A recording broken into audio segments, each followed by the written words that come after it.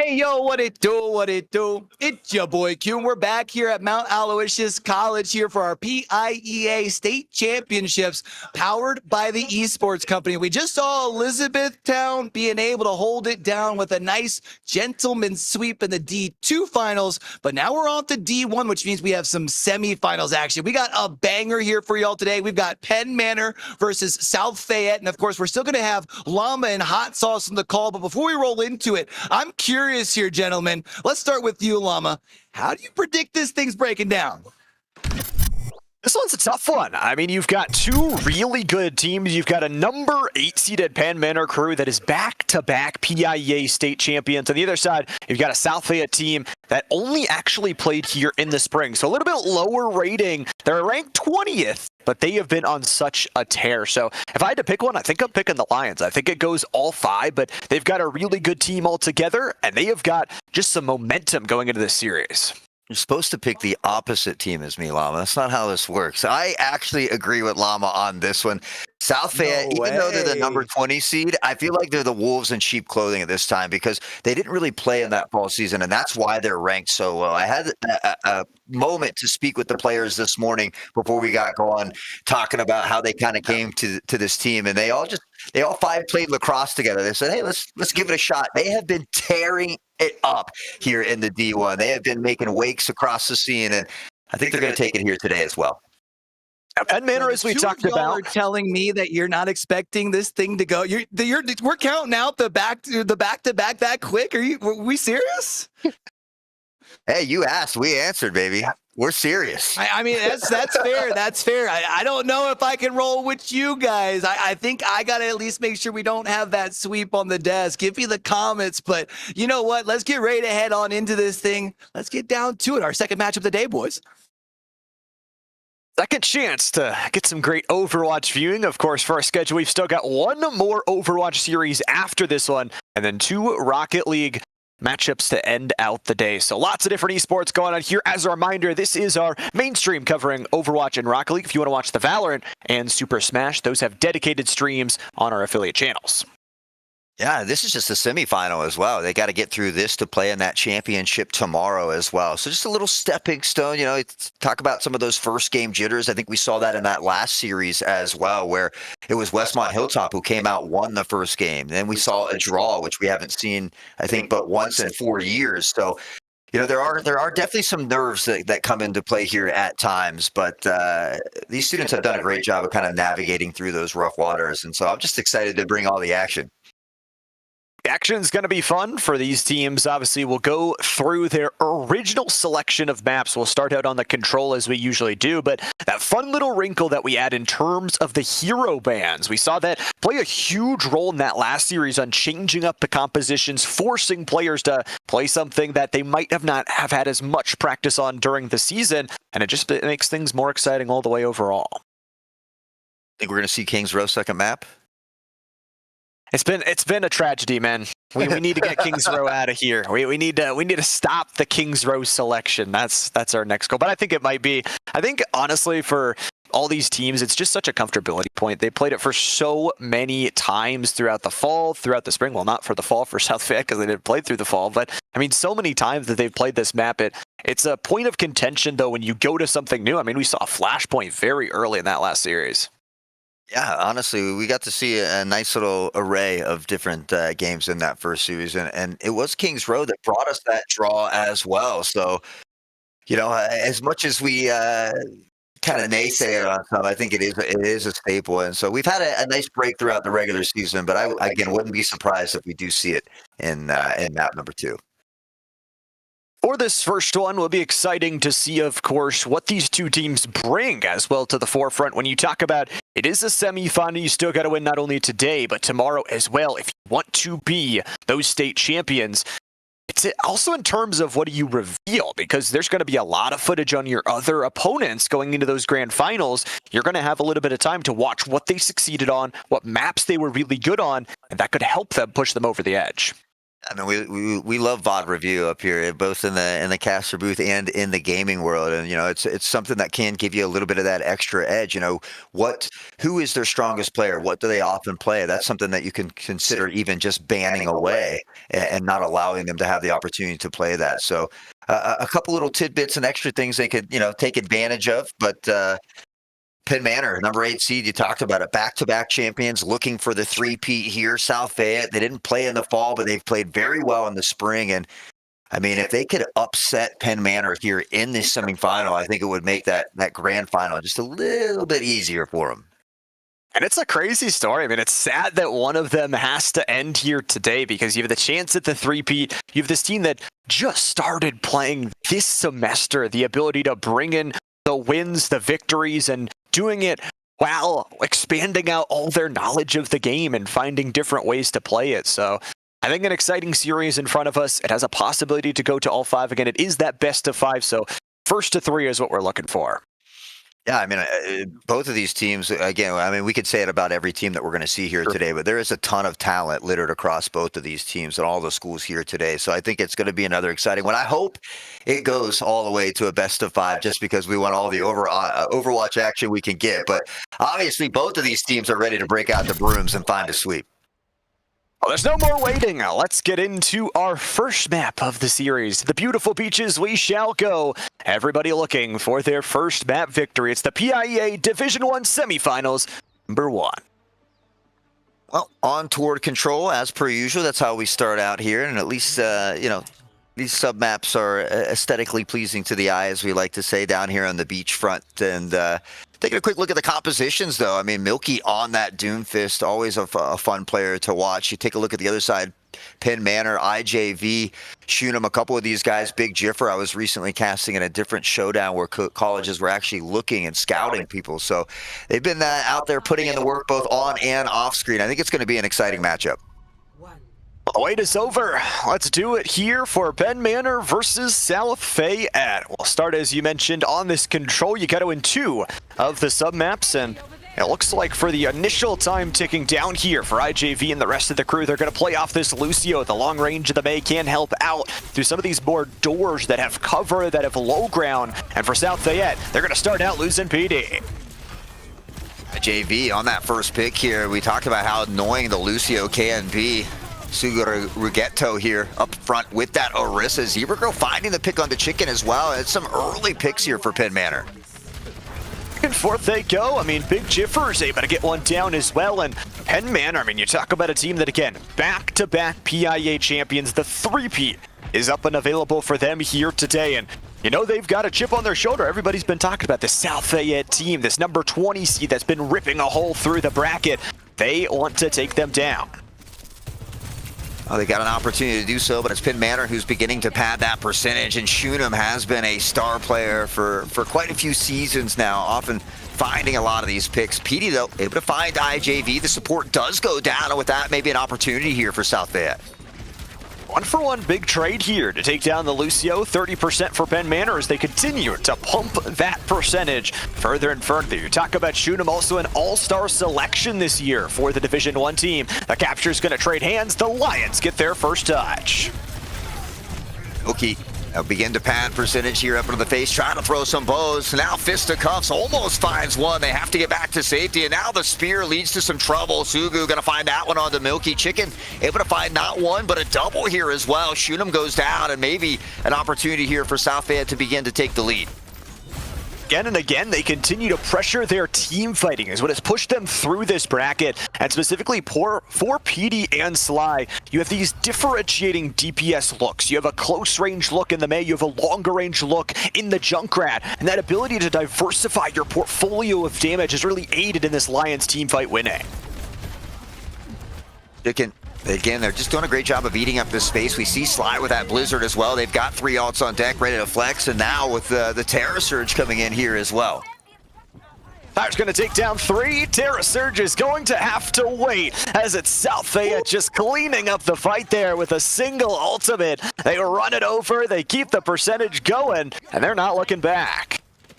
That rip tire can be so devastating, often stealing away the play of the game as well. But that's a huge play from PD. And with that, they really begin to extend that lead here. And for Penn Manor, it's just about 1 to 2 fight territory for them. Sly still has this blizzard as well. And that is a devastating ult. The Maywall comes up, looks to isolate the fight here with the tank. Sune Rush comboed with the blade, along with a little bit of sound barrier to give the Genji extra life. There's the blizzard. It's going to only freeze one, but it's enough to take down the backline Savor. Big Jiffer falling as well in the mix. Milky finding some really good damage as PD just cleans up everything else. The trap chops the legs of Sugura Geto, and Penn Manor are unable to hold this fight. Bit of a stumble for South Fayette in the opening moments of this game, but they've already quickly found their stride here. And with that overtime fuse being lit here, Penn Manor at risk of finding the stagger. It's Doomfist. He's on the hunt, but they've swapped to the hamster. The ball is rolling around, and the overtime wick stays lit. You gotta keep that ball alive, though. Not just a bit of hamster ball. It's not just a bullet sponge. That's your frontline tank. And well, for no more, Kitsune Rush makes it 4 straight kills. And South Fayette distinguish the fuse, send it down to nothing. And they will take this first sub-map. I mean, they lost that first fight. We saw Penn Manor take control of the point, but after that, South Fayette really locked it in. They controlled that point for the majority of that one. They take home the dub here, and one more will solidify a dub on map 1. Of course, when it is control, it's basically, you know, that inception. We got that best of 3 inside of our best of 5 here, but I enjoy this map a little bit more than the last one. There's some cheeky little spots on this one. There is some great long-range spots as well, should you try to use an Ash or something like that, but Big Jiffer going to the fray. I like the idea. You get the opening damage, you get the tank damage as well, and you have the Bola as well. So looks like the players requesting for a pause. So we'll get back to our beautiful faces for just a moment here. Again, live from Mount Aloysius University in Edensburg, Pennsylvania. It's been a fun day already. Only one Overwatch series so far, but Valorant's been earning some championships. That Super Smash, we need to talk about those belts. They've got some serious trophies. I had to snag me a picture with one of those belts out there already, but a lot of great stuff, a lot of great hardware here as well. We already saw one giant plaque hoisted at the back of the room for the photo ops, but they're going to waste no more time getting right back into it. South Fayette here up into the face of the competition. It's Penn Manor on this Orisa, though, that's beginning to push him back a bit. Back and back they go, just trying to fight for the little bit more of open space that's around this control point. For Milky has got a headshot onto Zebra Girl, and Big Jiffer's going to die to the double kill. South Fayette starting to lock in here, and Chicken has got the damage to take down the third. Everybody gets a kill. They're pushed back to the spawn. South Fayette have got the second point.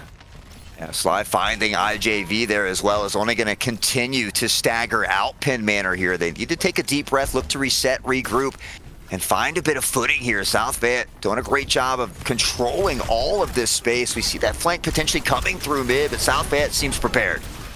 They're just ready to go with Milky disrupting the backline. Gets in, takes down one, and Chicken is just finding every kill possible. No DPS, no team fight. Milky cleans up everything, and that's a Milky Chicken for South Fayette as they clean it up.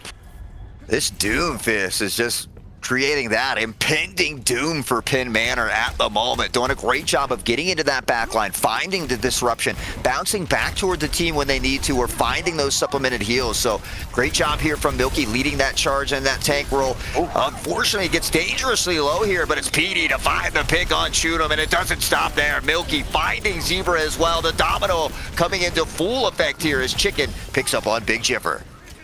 I mean, a massive meteor strike kind of baits them in, reels them back after getting down to 1/10 of the HP that was effective left to go. South Fayette is already up to 65% after allowing 39% on that initial first point. Back in submap number 1, they just went 100% straight. Yeah, I think it was 100 to 39 on that first sub-map, but here looking to close it out. They haven't even allowed Penn Manor to find any percentage on the point, and Sly has this blizzard up as well, doing a great job of using this ice wall to separate the tank from the rest of the pack. They chop Diva down, and now it's Baby Diva on the battlefield. Chicken does find Shunem as well, and South Fayette continues to assert their dominance.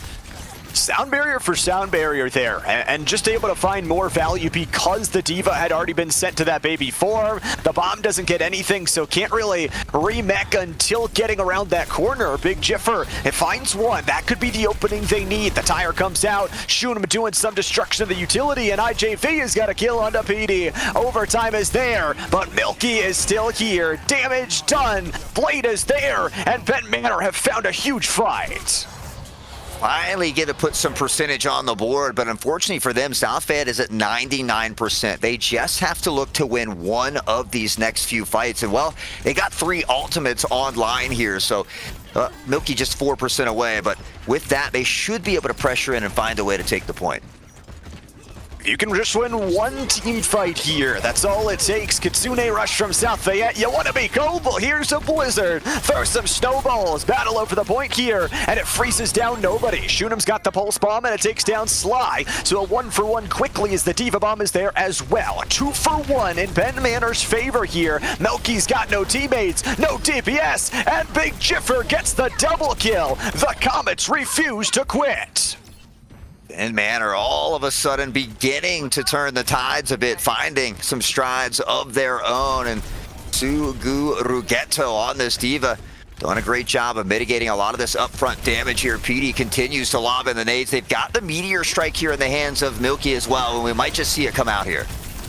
And it is the only ultimate on board here, and what a backline disruptor it could be. Already freezing him in place for just a moment. Sugurugeto needs the sound barrier to stay alive. IJV's ultimate comes up in the nick of time. With percentage building up here, Shunam takes down Bubba. The backline, the tank, the mech is down here, but Milky's starting to do the damage. A 2-for-2 quickly and a sound barrier at the end of the fight. Chicken just popped it. I don't know how they got that back so quick, but they did. PD is back, swapping, slide, still doing the damage, and South Fayette will retake the point.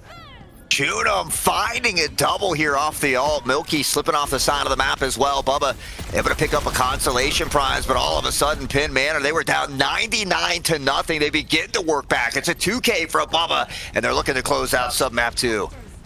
99-99. Who is going to hit 100 first? That overtime fuse is ready to light. Sugurugeto with that PD takedown. It's only one more piece of DPS to look towards, but the mech is gone. The blade is there. The backline slice and dice here from the Comets as they continue to rip their way through. Shunam's got the headshot. South Fayette just don't have the members to fight it, and Shunam's heroics keep them in this first map. Now 99-0 here, and Penn Manor able to reach deep into the pockets and pull out the stops. So find it 100-99 as we go to map number 3 here in our first sub-series. Of course, it is a best of 5 on the day, so whoever wins this one will at least get the first point on the board in that series here. Look to go in toward that driver's seat, but Shunam, I think, on that Tracer was a big swap up for them. I mean, it allowed them to get a quick charge ultimate. In some of these burst fights, especially on control, all you need is just 1 or 2 picks to really turn the tide. And Tracer, one of the fastest ultimate charges in the game. So for South Fayette, now they're the ones that have to adapt. They won that first sub-map 100-39. Can they close it out here on the decider? Comes down to this for the first one. Milky wasted no time putting some damage in toward that front line. The Diva has been working wonders here for Penn Manor, and already in toward that backline, trying to cause that disruption. Milky is the first to fall, going down to Shunam. Shunam again, you talked about the Tracer pickup, takes down the tank, and how about a double kill to topple on top of it. Shunam tripling, refusing to quit in this team fight, and dashing straight into the faces. Shunam will let the rest of the bodies fall as they are the sole member to take that point. I mean, honestly, they got to find a way to slow down this Tracer just a little bit here. So maybe something they could still work with the May. We might see some composition swaps come out here in a minute as well. PD making a little change of their own. Shunam continues to just kind of dance around the competition, continuing to supplement that damage. Sly finding the first pick onto Big Jiffer. IJV finds the take, and it's Plaid Stripes in the kill feed.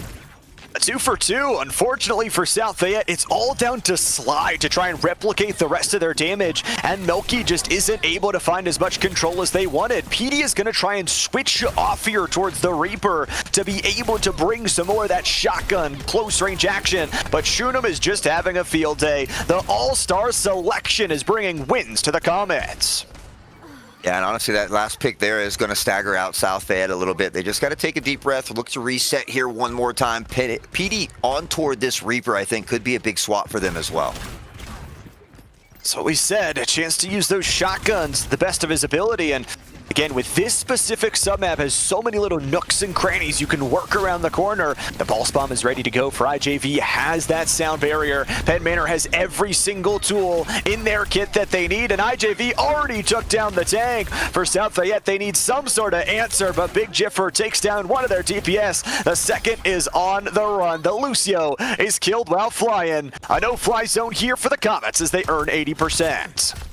Getting close to that final spot here to clinch game number 1, but we saw that 99-0 reversal in that previous one. South Fayette still has a legitimate opportunity here to fight back in, but you look at all the space that Penn Manor's eating. They find this early pick on PD. The Blizzard does get dropped. They dash back to safety, and it's IJV to find Bubba. Blizzard connects on nobody, and the sound barrier for sound barrier. It's a Kitsune rush on top of that, and with the extra fire rate and bonuses that come with it, Penn Manor, they're fighting their way through. Milky and PD, all down to them, and this meteor strike has to be perfection. Overtime is relit with the strike coming on down. Delaying for the team, trying to survive. Milky's putting up the blockers and sending them to the wall, but they are the only member left to go, and Penn Manor will rip them from the point, winning the map. Well, they dropped that first one, but they're able to battle back. They take the next two. They'll put the first point on the board as far as the series go. But for South Fayette, they're going to get to decide not only what mode we're going to, but what map we'll be headed to next. And even though they don't grab the dub here in game number 1, your play of the game still comes from Milky. Milky was so huge in that first submap, was able to really trap and play around those ice walls very well, and getting those early kills, finding their way into a multi-kill scenario is lovely to see. So a great start though from Penn Manor. They kind of reverse sweep that first map where they lost the first one. They're able to win both of the other two, and now all of a sudden they are in the power position up 1-0. But funny enough, the team that has gone to win the first map in our first series did not win the series.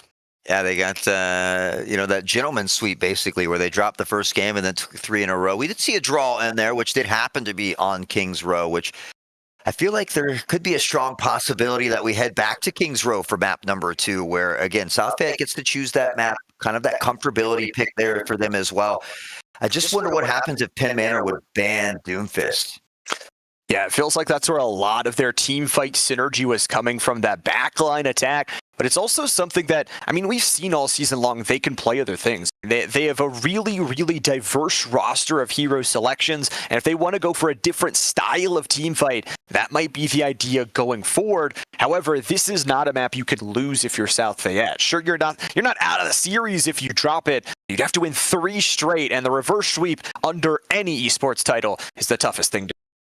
Yeah, I mean, we talk about how tough a sweep is alone, let alone the reverse sweep. So South Fayette can't really afford to allow Penn Manor to go to match and series point this early in the series. So gonna have to try to pull the rabbit out of the hat here, pull out all the stops. But again, they get to choose where we go here. So that's something that certainly could benefit them a little bit. You get the selection, but it also is that kind of counterintuitive play where if you do go to like a Kings Row, a hybrid, or just a full-on escort, your opponents will get to pick, okay, we can play laid back. We can start in the defensive side and see what we have to get to. Funny enough, the defensive side wasn't enough to win it on Kings Row either. So everything is awry here today, but there is still a trophy on the line tomorrow. So you got to get through your semifinal matchup. Yeah, we got some all-star games coming up as well. I know you talked about Shoot 'em there, but honestly, I look forward to all the action that we have throughout the weekend. We've got Super Smash, Valorant going on in the other room over there as well. Students playing down in the esports arena down on the first floor. So a lot of great action, a lot of great fun here today. That common room, I saw some friendly ping pong battles going on out there. So again, just blessed to be a part of it all. If you're wondering where we were going to go, could have predicted it off of the cue ball earlier, and it is going to be Kings Row on the hybrid. So that's where we go for map number 2, of course, for Penn Manor. A chance to go up to series point. For South Fayette, a chance to send us right back up to a tied series. Yeah, I mean, we mentioned it earlier. So far, the team that has won the first game hasn't gone on to be that victorious squad. So South Fayette, an opportunity for them to work back into this one, find their footing, and tie that series up once more. We'll have to see how things go in towards map number 2, but you'll have to wait just a little bit longer to get on in there. As a reminder, you're talking about those other games, other Valorant and Smash as well. If you guys want to check them out, we've got them running on our affiliate channels as well. So make sure you're checking out all of them at once, supporting all of the esports we've got going on. And a huge shout out to our hosts. You're talking about all those amazing rooms down there. I mean, helping set up all this while all the kids at Mount Aloysius are off. I had a chance to walk around the beautiful campus a little bit yesterday as I was trying to find the building myself and wandering around in the rain, but nonetheless a very beautiful campus. And right there you can see in that esports arena, maybe getting set up for some Valorant down there. I know, as you mentioned, we got Rocket League a little bit later today as well. Got both of the blue and the orange rooms down there. So 2 different little setups that they're playing against, and really cool to see all these chances to play in person. I mean, you talk about what they've been able to do. There's our boy Q as well up there, rocking around the orange room. So getting to see everybody. On his phone on the job, I'm telling Mom. Busted in 4K. Oh yeah, look, it's a nice little overview here as well. Got some parents and some friends out there cheering on the teams as well. Absolutely love to see it.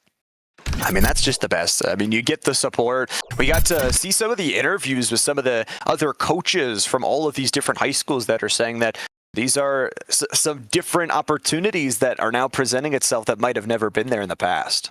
Absolutely. You know, and you talk about the scholarship opportunities. I know, you and I often reference Iguavo and Jordan, who we casted playing for California for a long time, now playing for Waynesburg University as well. I mentioned earlier, one of my buddies recently playing for the Olympic team for esports as well. And so there's a lot more options out there these days, and it's great to see it. I mean, even for someone like me, I didn't really know what I was going to do going outside of high school. I'm just like, I really love Apex Legends. I guess I'm just going to play it like a degenerate, and eventually it paid off. But no, did want to take my education seriously, so allowed me to pursue a little bit further higher up. Got to play 2 years at college, and then found esports commentary. And now we're here, so something must have gone right. There you go. Absolutely love to see it in full force out there. And I don't know about you. I'm not too good at ping pong out there. Have you had a chance to play any of those games out there? I know they got foosball going on. There was some food in the cafeteria. There's a little bit of everything out there. I might be the best ping pong player in the world. I went undefeated at Ohio Northern across 2 years, 18-0, never lost. So, they call me the king of ping pong. We'll have to see if we can play some matches later. Need to hook you up to a lie detector test, I think, on that one. I don't know. Ask my roommates. I promise. Well, at least we don't have to wait any more time to get down into the action. Shout out to Nick, not only for doing the producing, but the wonderful observing here as well. As you get a little area view of the windy, twisty streets here on Kings Row. Of course, that first checkpoint where they unlock the payload here can be a very difficult one. May has a lot of success on this map as well. And do apologize, the team names are swapped at the top there. We'll get that fixed in just a second, but that is South Fayette on the top left of your screen there, and Penn Manor on the top right.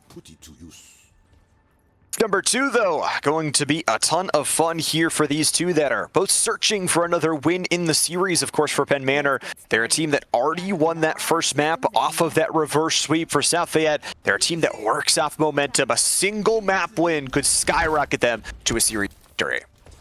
I'm kind of surprised that we don't see Sly on this May here. I think May on this first initial point can be very good, but just trying to switch up the compositions a little bit. So we do see that Cassidy coming out, Bubba on toward the Moira, which I do love. Chicken Rock on that Lucio. Not too many swaps on the other side, though. It worked. I mean, if it won you the map, why change it up here for the Comets? They're going to lose their tank mech early on, so it's all down to the Baby Diva to do some damage in, and, well, they don't really have the health bar to fight it. Sly, PD, they've got the openers. Milky's got the extra one on top, and South Fayette open it with a fight victory. Great start here to game number 2, and now they're going to go ahead and back off. They got those picks. We talked about this first choke point. You always kind of want to stay on this other side of the wall, allow them to funnel in toward you. Doomfist has such great mobility. He's able to get in and get out. That workability, that possibility, and it looks like we will need just a little bit of a pause. Playing on the quick play code, so some different things up and available for them as we'll head back over towards us. And you know, it's been a fun day, but also we got to credit a lot of the background crew. They've been here for multiple days setting up this event, setting up all of the games, so bound to run into some of these issues. Yeah, I mean, they're always doing the hard work. We get to pretend to look pretty and yell at the mic over here. So the guys in the background don't often get enough credit, so huge shout out to them. But yeah, it looked like the game mode was just in quick play. Some of the health pools are a little bit bigger. You don't swap sides halfway through. So just getting into the correct game mode there should be too long before we get back into it, though. And a map number 2 where we kind of got to view some of the compositions ahead of time. You talked about that switch over towards Cassidy, and their team fight was already starting to work for South Fayette as they added in some of the long-range damage. But it's going to be important for Milky to not only go forward, get those kills, but a job as Doomfist, you got those big blockers. You got to be able to play that tank role as well, know when to go in and know when to defend your team. Yeah, Doomfist honestly is one of the tougher tanks to play, in my opinion. It's one of the few that I don't play, and I'm always jealous or envious of those talented Doomfist. Milky certainly showcasing the skills there, but I mean, they need it here in map 2. They've got to try to find a way to tie this series up here. They picked the map Kings Row. They're very comfortable here as well. We saw a lot of great action on it earlier, and hopefully it won't be too long before we get right back into it.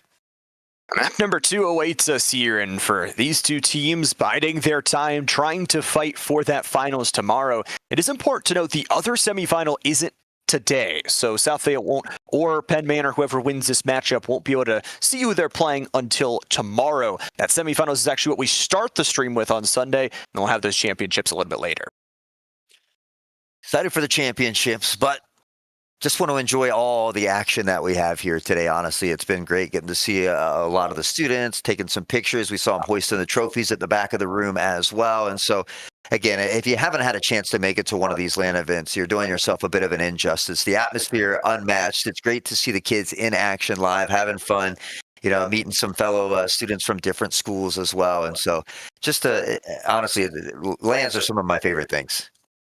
It's really cool to be here, and it's really cool that you know, that we get to see all that growth as well from players that are moving on to Waynesburg, that are moving on to collegiate, but also just get the chance to do this overall. And, you know, there's always that chance we talked about if you are a player that's been playing through PIEA and want to pursue that next level. I mean, there are opportunities at St. Francis, Waynesburg, and even here at Mount Aloysius across all their teams. We've even had some of these high school students help with production or even casting at times. Sherry J, I know, is a fellow caster that does some work. And so it's great to see a lot of these students getting involved. There's more than just, you know, playing games. There's other routes that they can take, you know, if that's something that they're interested in. So it's great to see PIEA, TEC kind of giving that outlet and making it a little bit more accessible. That's kind of the route, like I said, I took. I mean, there's always that chance to also have that backflow where, you know, you go get that degree and then as well, you find something else that you really enjoy that you can kind of do along with it too. So these kids have got some talent inside the game, outside the game as well. And it's just been really cool to hear some of their stories as well of like traveling this distance, where they've come from. I mean, South Fayette starting as a lacrosse team, moving in towards the Overwatch scene is pretty crazy. Honestly, and you know, like I said, I got a chance to talk to them this morning. They were very excited about it. You know, they brought the whole setup to stay overnight at the dorms. They were prepared to get a dub here today. They want to play in that championship tomorrow, so we'll have to see what happens. They've got to get a win here today, and Penn Manor being able to play well in that map number 1, taking the victory, taking the reverse sweep, and I feel like it all started in that second map. I mean, they were down 99-0. They worked it back, won it 199, and won that third map 100-0 as well. So feeling very good, I've got to feel like, for the Comets, but I mean, you're the one with the biggest target on your back. You're not only one-time champs, you're two-time champs. You got the chance to go 3 in a row here. There is a big red target painted on your back. Yeah, I mean, Penn Manor's been here time and time again. This is a comfortable situation for them to be in. And so, you know, that's why I'm so impressed with how well South Fayette has done. They didn't play in the fall season, only here in that spring season. So, again, I feel like even though it says they're the 20th seed, that truly doesn't do them justice. It doesn't. And I mean, we got to watch some of their playoff games. They have looked just very, very good. And I mean, speaking of those seedings for both these two teams, neither one had a super easy route to get towards this position. All of them had to get multiple upsets in a row to make it towards these semifinals and now find a chance to close it out. For Kings Row, though, it's a map we've been on a lot, so it's something they've seen a lot as well. Yeah, I mean, we had that nice little break during out the regular season just because it was taken out of the map pool to kind of, just get something different visually on screen for a little while. But here are the championships. It's all on the table. So it looks like we got them loaded back into the correct lobby here. We do apologize for that technical difficulty. But nonetheless, it's been ironed out, and we're ready to bring the action once more. It's time still for map number 2. We'll get the reset in for Penn Manor, who are actually going to be starting on that attacking side. South Fayette will be starting on the defensive side. So pretty similar compositions, no real changes needed to go here into this one. I am noticing, though, for Penn Manor, bringing a little bit of that Life Weaver action. Life Weaver? The tree? No, see, they just do that. They just do that to toy with our emotions every time. And we haven't learned yet. That's on us. Fool me once, shame on me. Fool me twice, shame on me. Fool me 3 times, probably still shame on me. Yeah, that's fair. Maybe you should just stick with ping pong, I guess. Yeah. South Fayette trying to battle back here in game number 2. Penn Manor, Shunem on this snipe. You've got Widow's window up top, and so going to be looking for some of these early picks here. South Fayette, they just have to make sure they don't overextend. We saw them win that first initial fight here last time, and so look at to kind of replicate that. See if they can hold the line here, and especially at this little bit of a barricade. There's only a small hole to go through. So if you can just force them, funnel them in here. Suguragetto's going to go for the dive, but loses a large majority of their HP. Down to 60, down to 20, and out of the mech they will pop. For Milky and the rest of the crew, it's going to be follow-up damage, a takedown of Shunem. These low health bars are exploding quickly. Shunem had a lot of success on that tracer last time. Great job by South Fayette of recognizing that, finding that quick target, chopping him down, shoot him a quick swap towards Sojourn. Sugurugetto is going to go toward the Orisa here. Some early swaps coming out from Penn Manor. I like the changes. You lose immediately, make that change to try and get a better team fight. Shunem, the only kill from Penn Manor's side is 3 go the way of the Lions. Now that 1 kill was on Milky. That tank does have mobility to get back to the team fight, but it's a long way to walk from that spawn of South Fayette back to the team fight.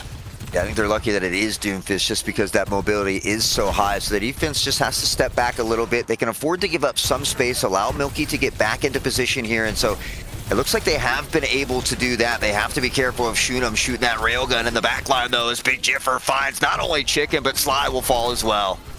That's huge. There's a 2-for-1. Petey's going to keep the team fight going, and Milky somehow survives off this Moira healing. It is going to be some space gained for Penn Manor as they push them off of the actual point and get themselves some build-up. It is going to be a contest right at the end. Payload just inches away from being unlocked, but now it's the go button. Sly gets 1, Sly gets 2. It's going to be Penn Manor looking for a fight back. Terra Surge off the 2-for-2. Big Jiffer finds the kills onto Sly, and Milky's the only one alongside Bubba to fight back. Penn Manor have got their fight, they've got their payload. South Fayette did a good job of slowing them down for a little while longer, but Penn Manor able to unlock that payload. They'll have a little less than 4.5 minutes to get to this first checkpoint here, which will add some additional time on the clock. No real swaps coming out for South Fayette just yet, but they do have a couple ults to work with. That is true. Both teams have got 2, now 3 ultimates up and available. Suguragetto and Milky, the furthest ones away from those check marks up at the top of the screen. For Penn Manor, already up a map, already got the push that they want, but these corridors can be a little bit mean sometimes. Shunem's gonna pop the ultimate, force out the sound barrier to be popped on the other side, and it's ult for ult here for South Fayette. They lose their DPS off the ultimate, and they can't use that Deadeye. Milky, the spear and headshot combo will take them down off of Shunem's double kill, and the Comets keep rolling. Jiffer continues to haunt the backline here, finding both supports late in that fight. So South Fayette going to have to regroup once more. They still got an opportunity to find a fight here before they reach this next checkpoint. Just looking to slow them down, eat some time off the clock. Chomp chomp. that burning down here for Penn Manor. Only the single ultimate left to go in this fight, and South Fayette should get a chance to contest before they reach it. They're going to choose now. Milky's going to go forward, trapping it, and Sly gets the double off the Deadeye. Everybody gets kills. PD doubles, Sly doubles. Lions win the fight. That's what South Fayette needs. I mean, they only expend, well, I guess they used 2 ults in that fight, but they still have the coalescence here from Moira. Milky's not too far away as well. The ult economy is fairly equal amongst the 2 teams at the moment, but they find a big stand just before the checkpoint when it matters most. But the important part is winning multiple battles in a row, and that's what we're looking for. You gotta snowball it, and with this Kitsune rush, it's so easy to take back that next fight. Coalescence is gonna be the trade-off, and Chicken has got the headshot. That's tagged down. Sugura get to. Chicken doubles up on him, and the Meteor Strike is ready to rip through anybody that remains. The back line in disarray. Bubba takes the kill onto IJV, and Shuna might snipe back one, but Penn Manor needs to fall back. And because Shunam's up here, I mean, Shunam does get a couple nice picks, but the kill comes in pretty late onto Shunam, so it's just going to stagger out Penn Manor even more at this point. So South Fayette doing a great job of eating up that space. They've begun to eat quite a bit of time off the clock. They got to be careful of this ult from Sugu, though. Terra Surge, always a game changer, but Big Jiffer's actually dead to Bubba. IJV's dead as well. Terra Surge is going to be dodged away, and now the Orisa is trapped between 5 South Fayette players that were just able to free fire. Fortify comes through. Milky gets another. A 4 for nothing here. The cleanest fight of the day from South Fayette as they wipe it. I find a lot of nice picks there. PD getting that final one onto the tank as well. And South Fayette, again, finding their stride just before this next checkpoint. They've really begin to eat up a ton of time off this clock. And if they can find a way to hold Penn Manor before this checkpoint, that second half should be much easier for them. Both teams will get a chance on those reversed roles. And for Penn Manor, they didn't get to choose the attacking side. They were forced towards this attacking side to start. South Fayette the choice of that offense here, and obviously for Milky, the early death is going to be tough to fight back. 4v5 with a sound barrier. Let's see how it goes. Big Jiffer dies to Bubba again. The damage Moira coming out in style, but Shunam, the all-star sharpshooter, is able to get another one down with the headshot. Fortify comes through, and Suguru Getu just trying to survive. Nice pick there from Chicken in the mix. Sugu trying to make something happen with this Orisa up in the front line, able to find Chicken off the wall as Bubba does find a 1-for-1 trade. Back to spin to win. Bubba finding a second, and that's both supports down here for Penn Manor. A real opportunity again for South Fayette. They continue to win these fights, and they've got 3 ultimates to work with. I mean, there's only 20 seconds left to go at this point. Penn Manor, they're going to need some speed in their boots. IJV is going to pull out the Lucio for exactly that, to try and bring the team there as fast as possible. Under 10 to go here. Milky just playing the defense. The frontline linebacker has got the Meteor Strike that hits everybody. Sugura Getu's dead first. The hack hits 3. It is just clean from South Fayette. Big Jiffer's going to try and battle back with the blade, but the Coalescence is ready to take him down again. Penn Manor down to 1 member left on the contest, and Milky uses the fisticuffs to take it. South Fayette successful defense.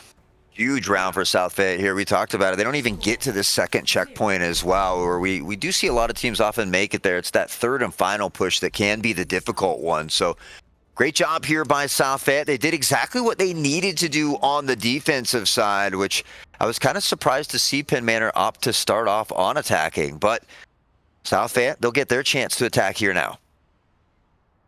And this is a possible winnable scenario for South Fayette. They know how far they've got to go. 106.21 meters will be enough to get them there. For Penn Manor, they also know how far they have to hold South Fayette. If they can hold them to less than that number, if they can play those clean team fights, they could be in for another point added to their tally.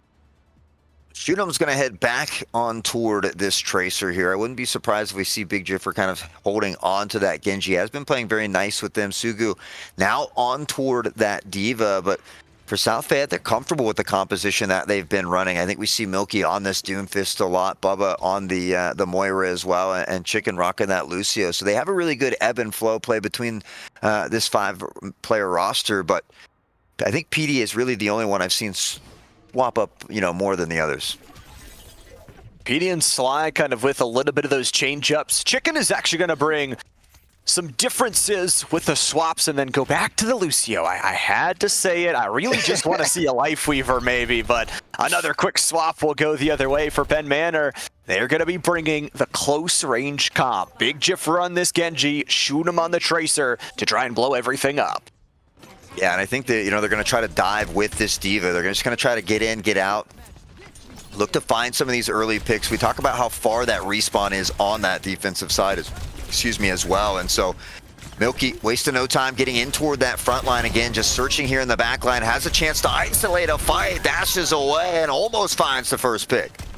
That was a early little bit of dip and dodge there for Penn Manor. They do some damage to Milky, picking him down towards that halfway marker. And after they take him down, it's going to be an interesting little angle from Shunam. You're playing out of this close range place that you could just keep going and going and going. Dip and dash, forward and back, wherever you want to go. Penn Manor's health bars not in the greatest position. As Shunam goes down, Sugaragetu's low, and Big Jiffer is going to be 6-shootered away. Yeah, I love the fact that South Fayette is paying a little more attention to Shunam on this Tracer as well. We saw Tracer have such success, but Milky, my oh my, a nice triple here as Sugu eventually will snuff out that flame that is Milky, but a lot of damage done there. They'll get an opportunity here once more. We talked about how far some of these spawns can be, so they unlock that payload. Now, when Penn Manor unlocked the payload, they had 4:23 on the clock. So South Fayette doing it almost a minute faster at this point. That means more time to get to the single checkpoint they need to reach to win this map and tie up the series.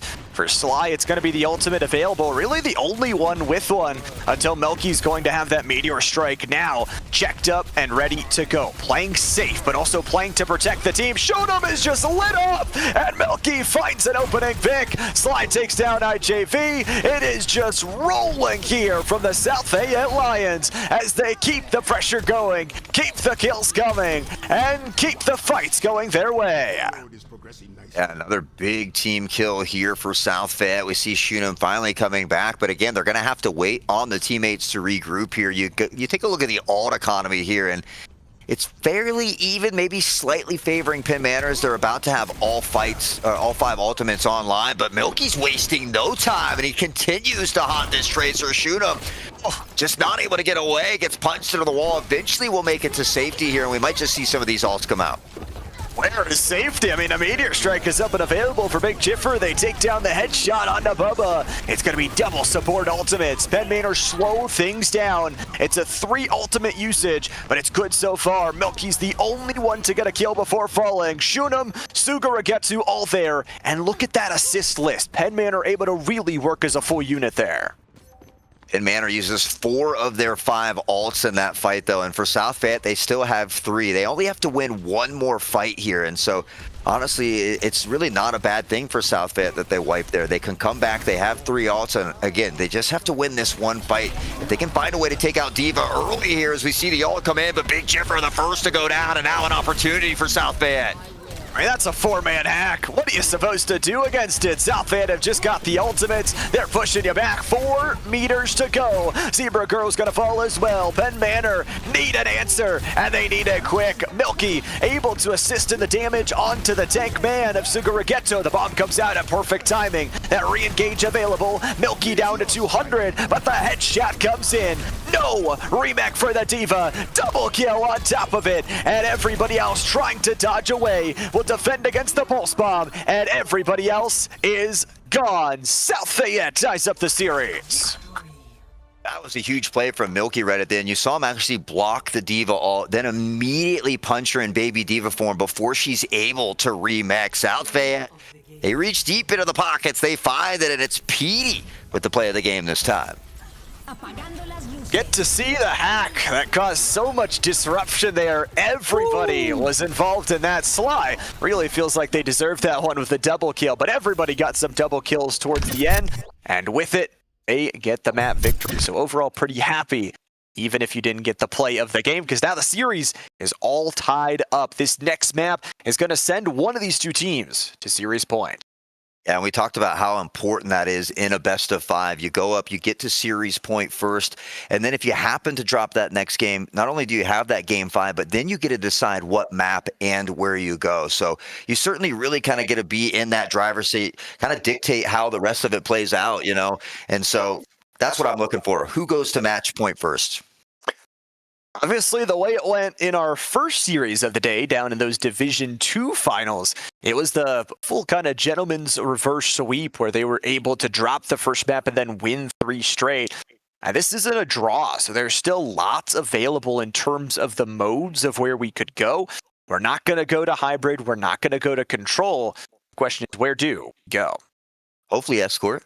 But, you know, there is Flashpoint and the push bot in there. And honestly, push bot has grown on me a little bit as well. We get to see, you know, usually that full 10, 15 minutes of action. So kind of got my fingers crossed for an escort or a, you know, anything but Flashpoint type situation. I know you and I feel similar about that. But honestly, again, it's been a lot of fun throughout the day. And these series have been close. Even that 3-1 that we saw earlier, a lot of those games were very, very close. But maybe there's a common theme here today. We're going back to Suravasa.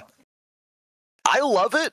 Not the mode, but also the random selection. I think this can add, for both these teams, some differences in composition. You have a little bit closer range map overall versus Kings Row that is kind of a little bit more spread out at points. And I think it'll give a lot of chance for not only Milky to try and step forward on this Doomfist, but also the rest of the team to try and find those separate angles to piece apart those team fights. Yeah, we talked about, like, the nice thing too is if you do pick a Flashpoint or a push bot, your opponents don't have that luxury of picking whether they want to start out on defense or attack. And so that might be something that Penn Manor was considering in this selection. But I mean, given that they got to choose the side last time, didn't really pan out for them. So on to Suravasa we go. It is a beautiful map nonetheless, but it is Flashpoint.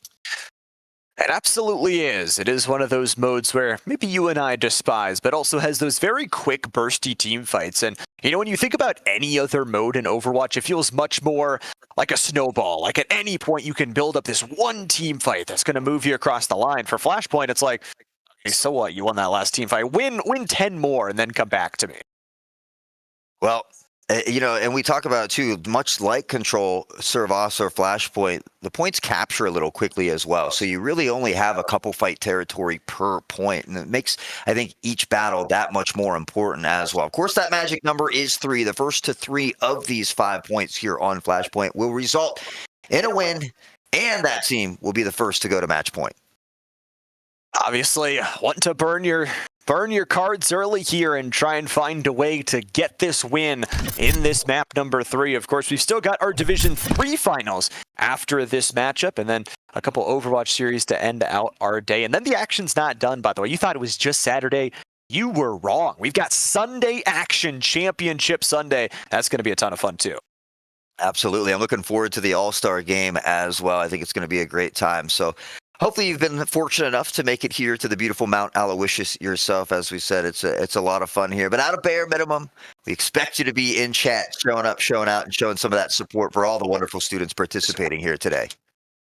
And so many of them. I mean, if you haven't been here to see the amazing rooms that we have, we've got just specifically Overwatch and Rocket League being streamed here in this room, but we've got playing on all of the first floor with both our blue and our orange rooms, and then that Smash room. I mean, it's got everything. Not only players playing, we've got Valorant casters casting, we've got D-Lo doing his thing over there too.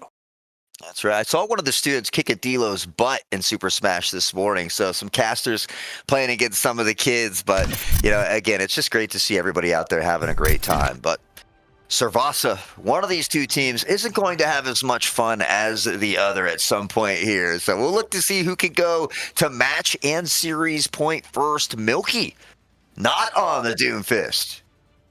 Swaps it up. Wants to go with the Reinhardt here. Bring maybe a little bit more front-to-back team fight composition. As we said, even though there are those shorter corridors, those more interesting team fights, Reinhardt also really excels in just blocking off those very small entrances and making the other team work for it. For Penn Manor, can they respond, or will the Lions earn their second straight map victory?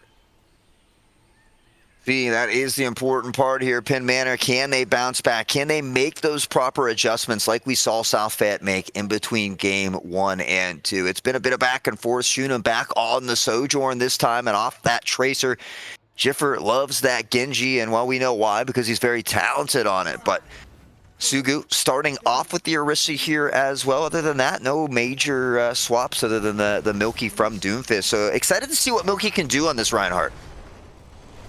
Dash their way forward and start off with a little bit of speed. Also, both teams opting for that Lucio. Again, you get a speed buff when around Lucio, so both teams going to be able to get towards this flashpoint a little bit quicker. Of course, because both of them have it at the exact same time, they will meet. That shield is already shattered, though, for Reinhardt, so South Fayette has got to be really careful. He up in the front here and just trying to mitigate away some of this damage. Sugu going to find that first pick, and it's a tank that goes down. Big Jiffer is going to find Sly, and Penn Manor looks to take this first battle.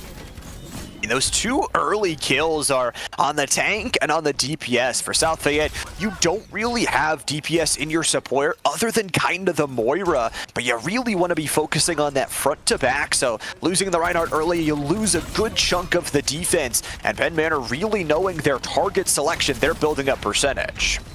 I'm beginning to wonder if Penn Manor actually banned Doomfist away, and that's maybe why we see Milky on this Rhine as well. Right now, though, looking to build up that alt economy. Sugu doing a great job manning this front line. The support certainly keeping them well above half health for the majority of the fight. Jiffer's going to find Sly in the background, make it not one but two as Bubba goes down. Jiffer will find Milky as well. He's on a triple kill, and he's looking for the quadra. Junum trying to steal it away with that low ground, but Jiffer will still get 4. The time has expired for the full penta kill to come through, but I mean, the Comet's roaring back here in this map number 3, where King's Row just didn't go your way. You had a stronger attacking side, but couldn't finish the job on defense, and South Fayette is going to swap Milky up towards the big bubble girl. Zarya, such a good counter here to teams like Orisa, and so I think this is a very great swap for them as well. See if they can get some value out of it, though. Shoot'em continues to be a menace for that backline. Zebra's going to find Chicken here as well, and Orisa now the Terror Surge slams down. It's Shoot'em for 2. Nice little end to the team fight there. Penn Manor only have to invest 2 ultimates to secure themselves flashpoint number 1. For the Lions, they've got to answer here on this second one. We've talked about it in the series. A reverse sweep is very tough. You don't want to have to reverse sweep here in terms of the flashpoints on this map. Penn Manor will lock down that first point. Again, that magic number is 3. You can see at the top middle of your screen there. Penn Manor's got the first one. They're already near this point for the second one as well, and it's just about 5 seconds to it unlock. Shuna wasted no time finding an early pick. That is huge. Bubba goes down. Milky's the second to follow after the spear connects right to the dome. Shunam is able to send another home, and it's Penn Manor just control all day on this map. Their health bars have not even fallen below a third as they survive again and win another fight with a beautiful spear.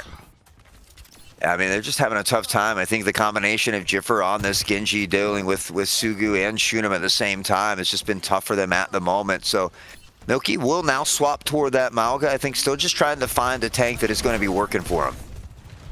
Got to try and find something to do the damage, and I think you would be exactly right with that ban coming through. Have to assume it was towards that Doomfist, dealing away one of the most powerful positions here from South Fayette.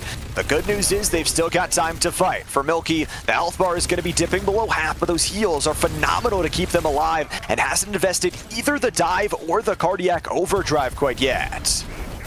Going to charge in toward that backline. The slam comes down. Some dangerously low health bars, but the sound barrier immediately popped here from Penn Manor to keep everybody up on their feet. It's Sly, and it's high noon. He finds the first, but Shunam quick to trade it back. It's Plaid Stripes in the kill feed once more. Milky going to find the pick on the Zebra Girl. Shunam dangerously low, and the hunt continues. It's Milky slamming into the backline and taking out the competition.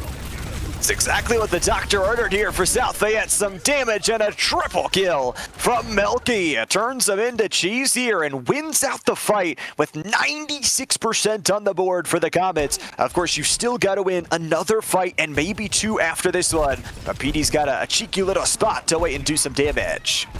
He also has that Riptire online here as well. We talked about how devastating that ultimate can be. Sly finding an early pick on the Shunam is really going to help South Fayette here, though. Penn Manor has to do it with just the 4 time ticket away, and now at risk of being staggered, we will see him fall back here. I think it's a wise decision because there is still enough time for them to regroup and find one more fight on this point. Especially with 2 ultimates, you could bide your time for Sugurageto. Connects on the spear, will go for the Terra. It's gonna heal him back up here as the Riptire does go flying. Shunim takes down Sly, and Big Jiffer, the slice and dice, gets nothing. Shunim's double kill here is enough to put them in the advantage in players, especially because Milky and Sly the first to fall, and then everybody else drops like dominoes after. Lions got up to 99%, but it's the second flashpoint for Penn Manor. 2 in a row here for Penn Manor. They just need to get one more point, and that will move them toward match point here. South Fayette would then get to choose that map and where they head, but it seems like this map selection certainly has favored Penn Manor here a little bit on Suravasa.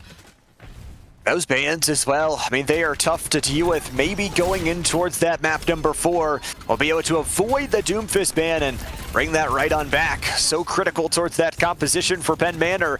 Just trying to find another opening. One more flashpoint victory, and they are on series point. Shunim in the background here as well, just trying to pepper in some shots with that railgun. Milky tries to dive in toward the backline. Sly able to find Big Jiffer, health bars low. Zebra Girl dancing around, but eventually falls to Sly. And the domino effect in full effect once more as South Fayette finds the team kill. That was just a beautiful little triple kill, and Chicken aiding in that by popping the ultimate, getting the extra fire rate buff that comes with it, and South Fayette survive 4 ultimates in towards this next fight. Now, it's a great thing to have all those ultimates, but while you have those ultimates active, you're not building up another ultimate, so using those as quick as possible has to be on the docket. Yeah, I'd like to see him stagger it out a little bit. Just try to use 2 ults here, save the other 2 for the next fight, but it is going to be the Riptire and the Thunderdome coming out. Sugu finding one. The Terra Surge is good for 2. And even though the ults come out from South Fayette, it's Penn Manor who wins the battle.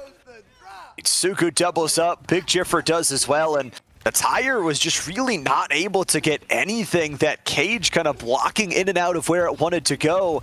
And Milky and Bubba tried to combo their ults together to do some damage, but Sugu was ready to press the button. Penn Manor did give up 58% to South Fayette, but they've got a chance to steal it back.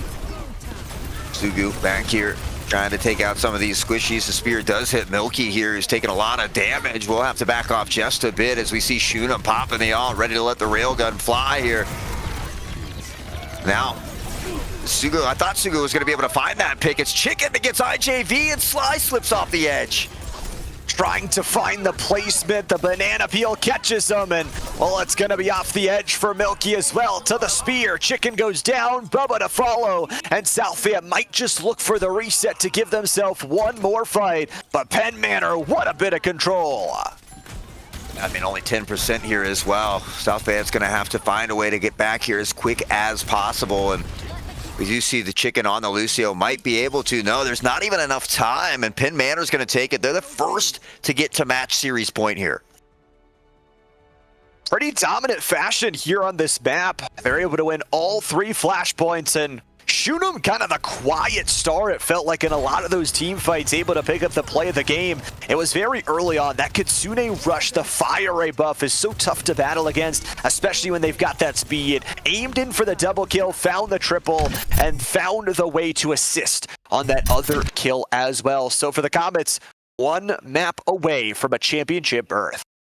So far, all of these teams have been able to win their map pick respectively, and so it is up to South Fayette to decide where we go next. That can be that little extra benefactor for them to maybe find that win and push it into a best of 5. But we talked about that luxury of being in the driver's seat here. Even if Penn Manor loses this game, then they get to decide where we go for map number 5. And so obviously they get to feel a little bit more comfortable, I think, at this point. Yeah, you've got the choices to go. You've got the places to be for right now. For the Comets, 1 map victory away, but also for South Fayette, I mean, I think you have the advantage of knowing Doomfist is no longer going to be banned away from you. You'll possibly have that for the rest of the series, and that has been so huge to change up those team fights. The Malco looked good, but it just wasn't Doomfist. Yeah, I think Milky's very, very comfortable on that Doomfist. We saw that in the first couple maps that we got to see, so it'll be interesting to see exactly how that plays out here in this next one. Of course, the map or the character bans is something that's a little bit newer here. Yeah, I mean, it's kind of a playoff edition that we didn't get to really see that during the regular season because, I mean, they were playing a little bit shorter series. It's only that best of 3. Here in playoffs, a little bit bigger. It is a little bit more chance to win to come back, but it also means if you fall further down in the series, all of a sudden you have a lot bigger action to try and come back from as well. So for South Fayette, a chance in front of them to not only pick where we're going to go, but send us off the all-elusive Game 5. I'd love an extra game if we can, so I'm here for it. Of course, South Fayette would love it as well. They need to win both of these next 2 games if they want a chance to punch that ticket into Grand Championship Day on Sunday. Sunday's going to be fun. I mean, we've got a lot of champions to be crowned. We've got all-star games to be played. We talked about Shunem, that all-star selection will be able to move their way in towards that Sunday matchup. So lots of fun. We've got so many high schools from all around Pennsylvania, some traveling as far as 4 hours to get here today. Yeah, I know you and I both are about the same as well, but, I wouldn't miss it for the world. Honestly, the students make it worth it. And so it's always so much fun to, we get to showcase the talent throughout the regular season. But as we said before, to be able to put a face to the gamer tag, to kind of connect a little bit, it's a really fun time here. Well, we're going to escort for our map number 4, and Havana is going to be the selection for Penn Manor. 2 of those red banners in their name, 1 more to win it all.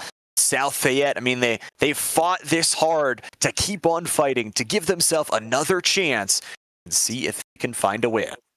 I love Havana. I think this is a great map. You get we talk about some of these longer sight lines. You see that in the first and the third checkpoint as well. But, the second one is a lot more close quarters. You get into that distillery and things kind of close down a little bit, a little claustrophobic, if you will. But, I mean, South Fayette's certainly comfortable on this map. I think that's why they chose it. It just, are we going to see that Doomfist again?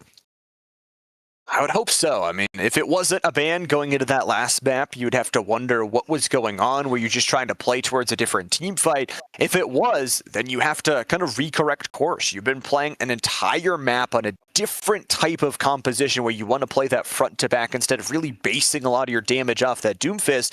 Can be a little bit different to jump right back in. Can be tough to deal with at times. South Fayette, they need to win 2 more, like we said. If they can take Havana, though, that can be that little confidence booster, that momentum shift as they get prepared and set for Game 5. So Penn Manor opted to start out on the attacking side on Kings Row. I wonder if maybe they'll change it up this time. Got the chance to pick where they want to go, and that can obviously influence kind of what the composition wants to want to look like, what your ideal goals want to be. And obviously, the main goal is just win right now. For both these 2 teams, a win would be really nice. I mean, for Penn Manor, the series is over if they win 1 more. Yeah, Penn Manor looking to close it out. I mean, we talked about it. They're 2-time champions looking to get that 3-peat here this season as well. And so, again, I think it speaks volumes for how well South Fayette has played here just in that spring season, coming on as a fresh team. They've made it all the way to the semifinals, and I don't think they're ready for that run to stop just yet. You said they were never ready for that run to end, prepared and ready to go. Well, it's going to be a map number 4 that they have to win. They want to stay in the series. And guess what? He's back in the Doomfist.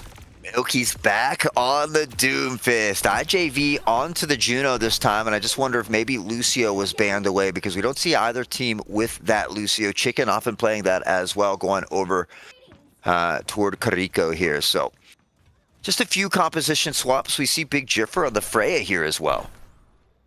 We've been seeing a decent bit of Freya overall here today, and I really like it. You get a little bit of long range, you get a little bit of tank killing ability along with those bolas, just such a strong ultimate to change up those team fights. A root or a stun, always so powerful, especially one that can group up members. For South Fayette, though, as we said, now or never, win or go home for the Comets. All they've got to do is succeed here. Obviously, of course, Lions are going to start on the attacking side. Penn Manor will be on the defense. Milky already looking to make things happen on the Doomfist up toward the front line. Sugu Rugetto on the Battle Cattle here as well. And, well, unfortunately, it looks like we might be having another slight issue here, Lava. It looks like our producer tried to get into the game, but unfortunately he was too cool, so his computer exploded right in front of him. Yeah. we're going to get a new computer shipped in for him as soon as possible. No, it is just a game crash, so we'll work on getting you guys back to it as soon as possible. And of course for the players as well for this map number 4. But I mean, seeing those initial compositions, getting to see that Doomfist back, I think it's a really good omen overall for South Fayette to see that frontliner back on their main tank role.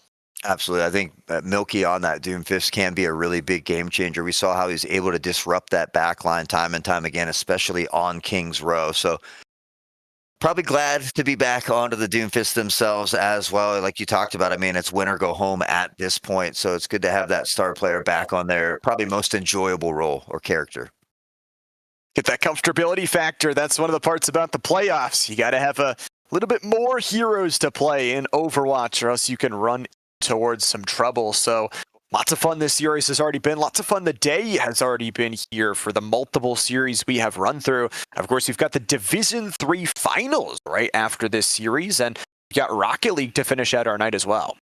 I'm excited to see some of that Rocket League action as well. I know we'll have a remote caster stepping in here in a little bit just for one of the games to kind of help give a little break there. But a lot of wonderful talent over here at TC. Yeah, I mean, we've got casters here. We've got casters calling from home. I mean, the guy that's producing this stream, he's out in the UK. So everybody coming together to make sure this final product looks amazing. And, you know, again, got to give a huge shout out to the background crew that came here 2 days early to be able to set up all of the PCs, get all the equipment ready to go, and, of course, set up the beautiful gaming rooms that Smash and Valorant get to experience. Yeah, I'm glad that I'm not part of that crew because I don't think I would enjoy running all of these wires and doing all of that setup. It is not easy work. So again, a big shout out to all of those working behind the scenes here very diligently as we work to get loaded back in Havana. But yeah, I was surprised we didn't see any Widows or Ashes there on the start of Havana. Yeah, you've got those really long sight lines, and especially right at that start, can use those scoped weaponries to deal some damage. So interestingly enough, no choice there, but also, I mean, it's back to that comfortability factor. You go for a Widow, if you go for an Ashe, how much time are you spending on it? Maybe you spend 30 seconds. Maybe that's 30 seconds that could have been used to win you the team fight. Bob does help, though. Bob is a helper. It's like a He's a beefy helper. Yeah, he is. We love Bob out there. But yeah, you know, again, I think a lot of times we do see a lot of at least at the Scholastic level, that comfortability pick. They're not necessarily set on what's meta right now. And so at times I think it makes it more enjoyable. It absolutely does. I mean, it makes it, somewhat like Smash that we see in the other room where there's like millions of characters to play from. You get the chance to specialize in something that people might not see every day that can bring some different ideas to the team fight. And overall, I mean, the perk system has just been really cool to see as well through Overwatch now. They have all these different perk selections. You can make the hero into your own little build and then play from that. Yeah, and honestly, I think the perks have been great because we do see a lot of counter swapping or swapping here and there. And so although it is important to still, you know, counter or swap when you can, you know, you want to try and build up that perk system. And so I think we see less swapping because of it. Absolutely. And it means that comfortability factor increases, that chance to specialize in something of your own is absolutely there. And obviously for South Fayette, they have had that specialization all season long. We've got to watch this just incredible run that, again, only started this semester. They didn't play back in fall. That's why they are so lowly ranked, per se, in their initial seeding, was Division 1 started with 32 teams. Got points based on your placements both in fall and in spring. So although they had a really good record in spring, they didn't have any in the fall. So that combination of points put them down to the 20 seed. They had to battle through a lot of really tough teams to get here today. Yeah, and it's honestly kind of crazy to think about. You take a team that hasn't even played or didn't play in the previous season. It's a brand new team, you know, and to perform this well, to make it this far alone, I think really speaks volumes for how well they've been playing. But they still got to win, though. Still got to win these next two. That is true. If you want to be the best, well, you've got to beat all of the rest. There's 4 teams that still remain in our Division 1 Overwatch playoffs. As we said, semifinal number 1, you're watching it right here. Semifinal number 2 will be what we start with tomorrow's stream about 9 a.m. Eastern Standard Time.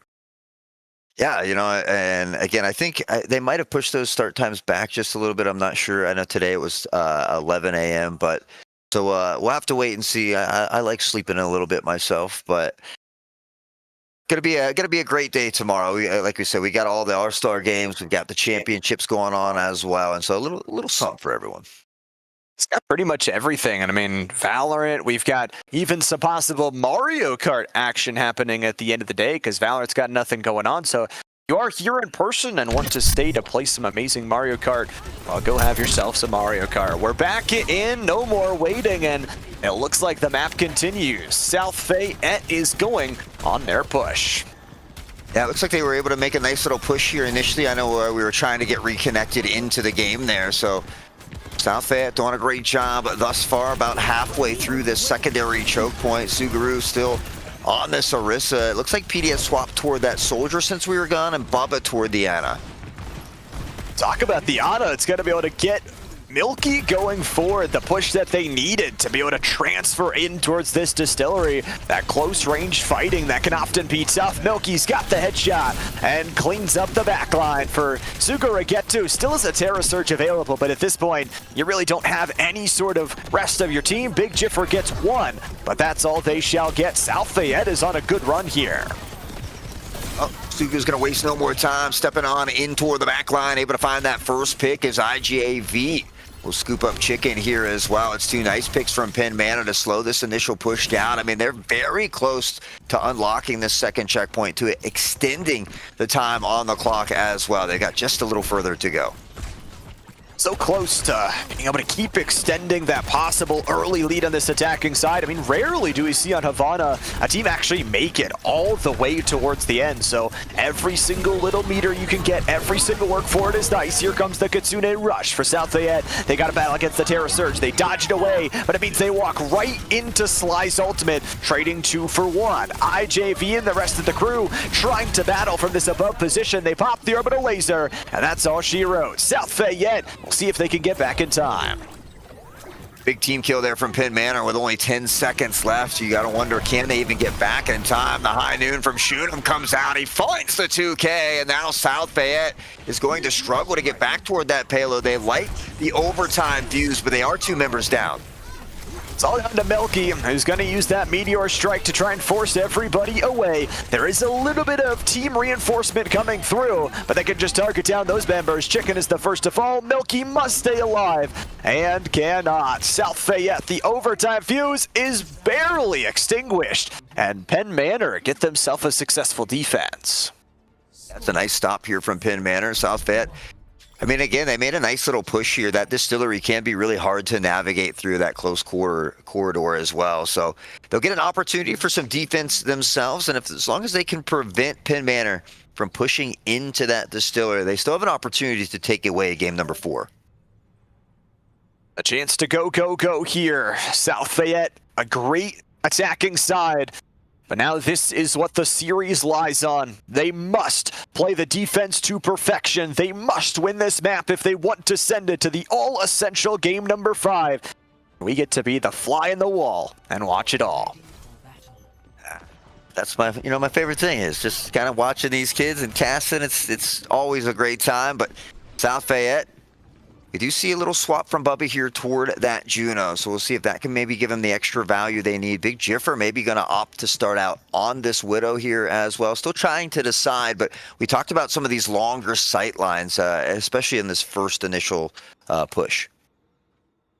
Help you get up that early ramp, which, like you said, could be so tough with those longer sightlines. And with South Fayette, because they've got a real diverse composition for Milky, you've got that ability to disrupt characters that are going to try and target those backline, especially like something like a Freya or something like that Widow, as we were talking about with both of them from Big Jiffer. For Penn Manor, though, they know how far they've got to get. A chance in the finals for the 3rd straight year in a row is on the line. South Fayette, they've got to find a way to win this one just to push it into a game number 5. So we'll see already Penn Manor looking to use that payload as a bit of cover here as well. Milky tried to jump forward, but immediately eliminated here. And South Fayette without a tank, it's going to be a little bit trouble.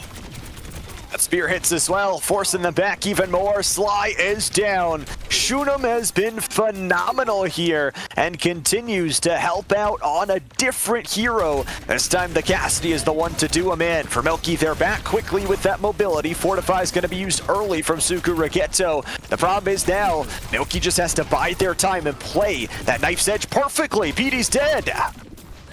Yeah, so that's an unfortunate pick there for South Fayette. Now the spear coming in from Sugu yet again, just playing very well on this Orisa.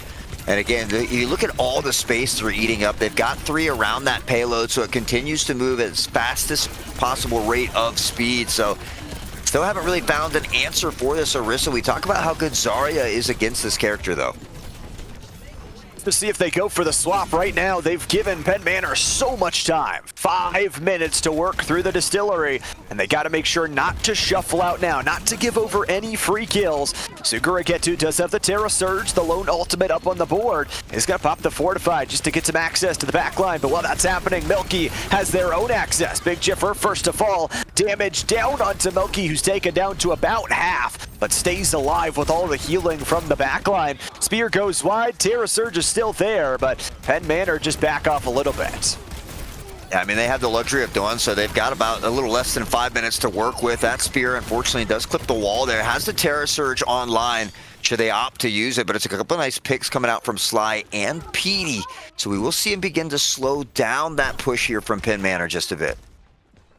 Right there in front of him. Couple fight wins after fight wins is what you've got to work for. And South Fayette is going to have so many ultimates to play on the defensive side.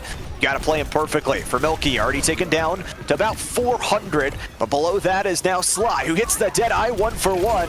It's DPS for support. Milky doubles. The access to the backline has kicked down the door. And Milky able to find everything in between. The health pack doesn't spawn in time, though. And now has to dip back to the rest of the team as Chicken finds the kill onto Shuna.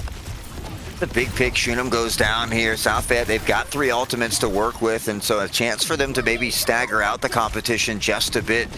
As we hear Juno in that background with that, Orisa's going to pressure forward one more time. Shots continue to ring out. IJV up into the sky, peppering in some health, but it's Petey to find that first pick.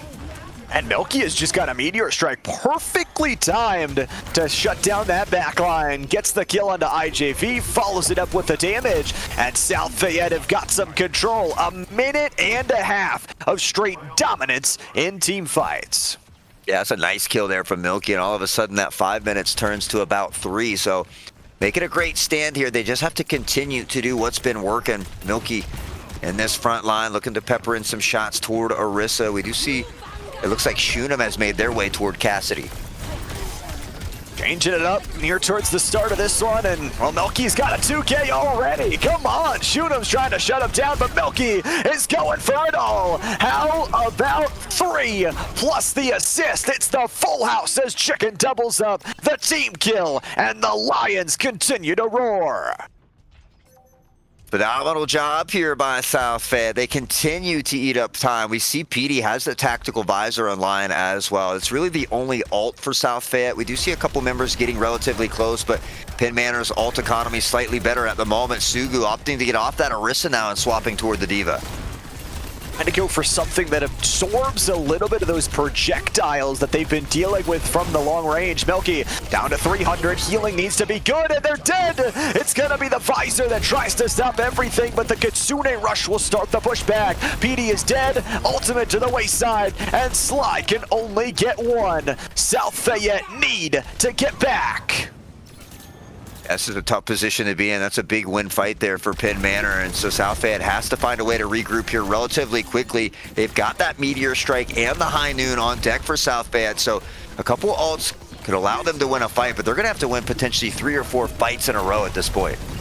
So close, 2.78 meters. Sly and Bubba both get their kills, but you've got to watch out. That Deadeye gets 1. They do invest both of their ultimates there. It's a 1 fight. How much can Big Jiffer do in terms of the backline damage? No more. PD doubles up, and for South Fayette, they hold for now.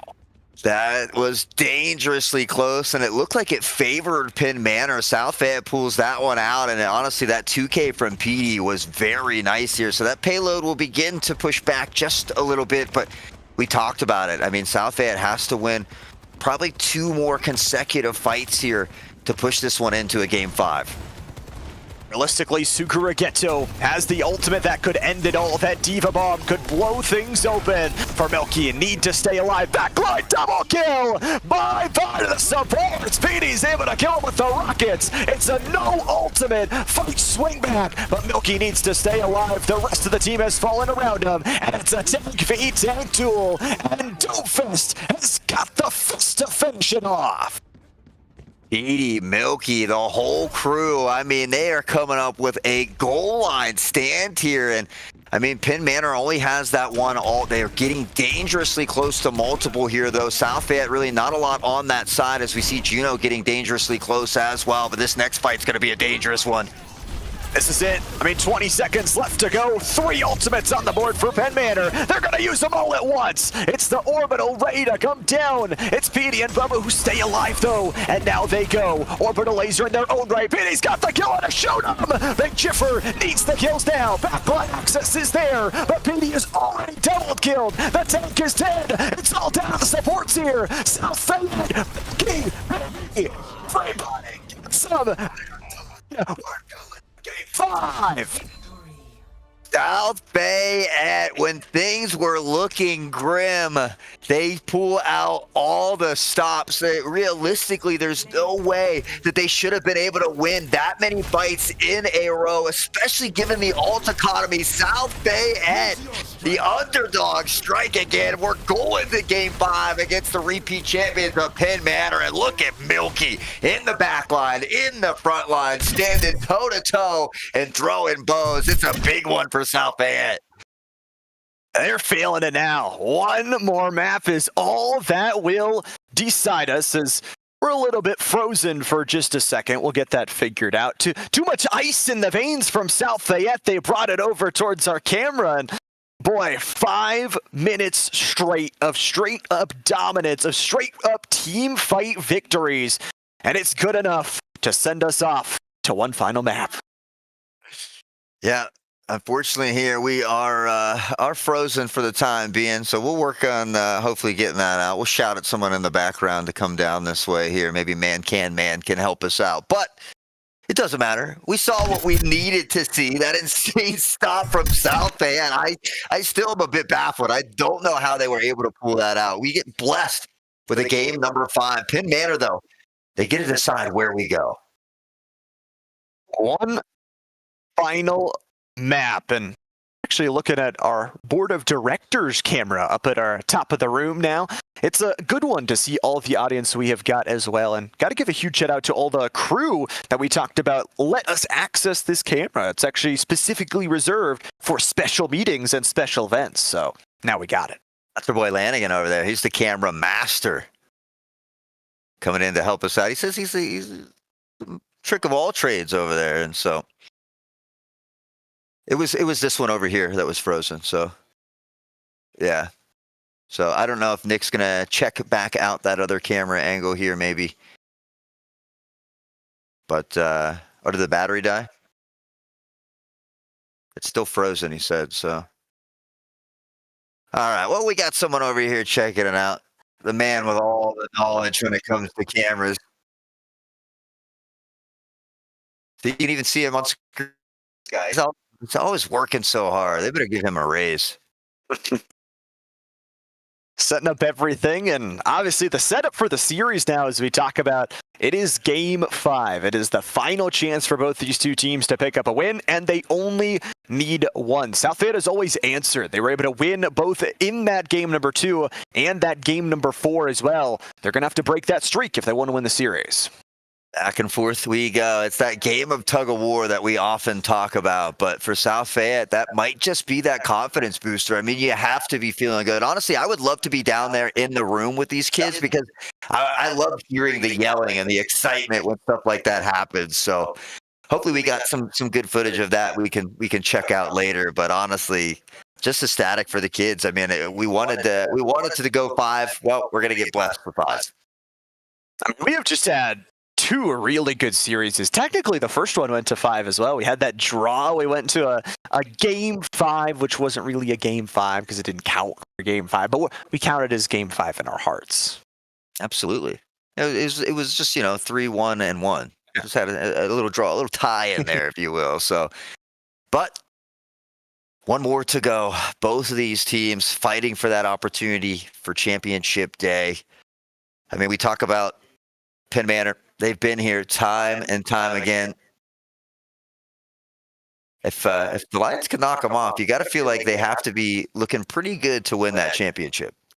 Absolutely. I mean, whoever wins this matchup is going to have a really good path, especially because you get a little bit of time to sleep. For the other team, you play tomorrow. You don't have as much time to try and VOD review. You don't have as much time to try and do it. And one of the special effects of this camera is that it follows faces. So with all the movement going around as well, it's trying to follow everything. I think it was Rugg. Did he give you the rundown? All right. Oh, yeah. Look at this, Lava does some camera operating for traditional sports in the Big Ten area. There we go. Oh, yeah. Look at that. Look at all those fans out there supporting the kids. Absolutely love to see it.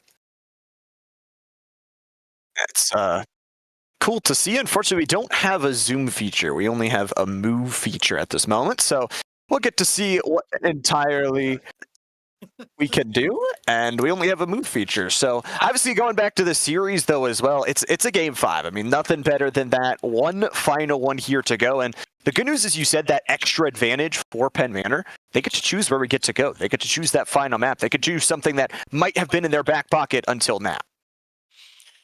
Well, where are we going to go, you think? You have any guesses? Man, it's going to be push bot, right? Yeah, so it has to be. I guess let's see. Well, we haven't played push bot yet, so gonna have to most likely be push bot on that next one. There's only a few maps to choose from when it comes to push bot. We did see the new map that recently came out a little bit earlier today as well, but I think we got New Queen Street in Coliseum. Yeah.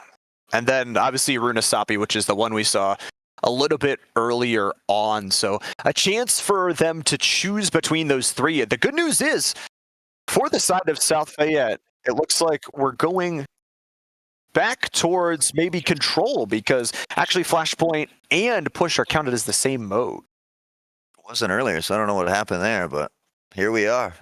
I'm just excited to bring the action. I'm glad I don't have to make all of those decisions in the background here. We talked about it earlier. We're going to pretend to look pretty, come out here, yell at the mic, and just have a good time at a bare minimum. So certainly has been a ton of fun. Hopefully everybody's having even just half as much fun as I'm having, because I've really been enjoying myself here. Now, looks like that's what it will be. Lijiang Tower Control will be our final map of this Overwatch series. Of course, after the series ends, we've got the number 5 seeded Pine Grove, the number 2 seeded Facton, Division 3 Overwatch finals as well. Then we got some Rocket League coming up a little bit later. I mean, we got a full day of action here for everybody. So appreciate everybody hanging out with us, whether it's in person or in the chat here on stream. But it looks like we are almost ready. I mean, we've got our map selection, so it shouldn't be too much longer before we get these players loaded into the lobby.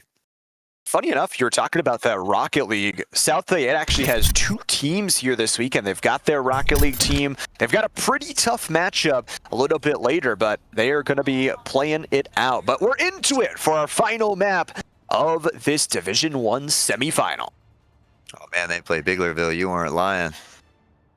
They have been a dominant force in the Rocket League scene, but one final map to rule them all. It is Lijiang Tower. It is Control, and our first Control, we saw 2 really close games in that series, but that third one, not so much. So compositions, relatively the same. Milky is on that Doomfist here as well.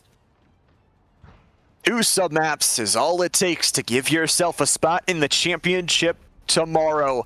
2 losses and your season is done here with a top 3-4 finish. For Penn Manor, they're going to bring back the teleportation from Shunem to try and get out very quick. But for Milky, feel like they could be picking up another backline aggressive nature. If you can get so much damage to move your team over the line, it might just be an MVP performance. South Fayette, the first to the point. It doesn't unlock for another 15 seconds, but already kind of staking their ground here, so to speak, as Milky now jumps to the back line. Petey and Milky combined for 2, and it's a nice start here for South Fayette. Huge. Milky finds the back line. Sly getting involved as well. And South Fayette, this composition has worked so well for them across the day. They delete the mech. They get themselves involved, but we also go back to that first map of the day. South Fayette were able to take that first point. They need to be able to take both of them and snowball their way through. They can't just get the first. Got to turn that snowball into an avalanche and see if you can begin to run away with it again. They do a great job of eating up the space. They've already captured that point here, and so they're really kind of forcing Penn Manor to fun into this tiny corridor here. The meteor strike comes in, slamming down. It's the ground and pound, and once more into the back line. Milky, Sly, they combine for 2 yet again. Milky, Chicken, Bubba, everybody getting a piece of the pie here. They just split up the kills pretty evenly. Shoot 'em really the only one to survive, and although you have some mobility as Shunem, you can get towards the point, doesn't want to try and risk it. You die here, you might just give over this entire first point, and South Fayette could move themselves to just 1 more point needed. For IJV, takes down PD early. Sly still has an ultimate to battle back here in this fight. For Milky, cleans up, turns it into a 2-on-3 here in their side favored. Chicken with a double kill as well. The support's getting involved. Chicken gets a triple kill here, and the Lions continue to fight. Chicken booped Shunem off the edge in that one as well. Huge picks here for South Fayette. It was Penn Manor who found the first kill in that battle there, but South Fayette able to turn the tides once more. Milky into the back line. He is not letting him get in for free. Petey finding IJV. They're down to support. Shunem dangerously low, but Milky eventually does fall to the wayside. Bubba able to pick up on a pick here as well. Petey back and forth we go. Shunem plat stripes in the kill feed once more.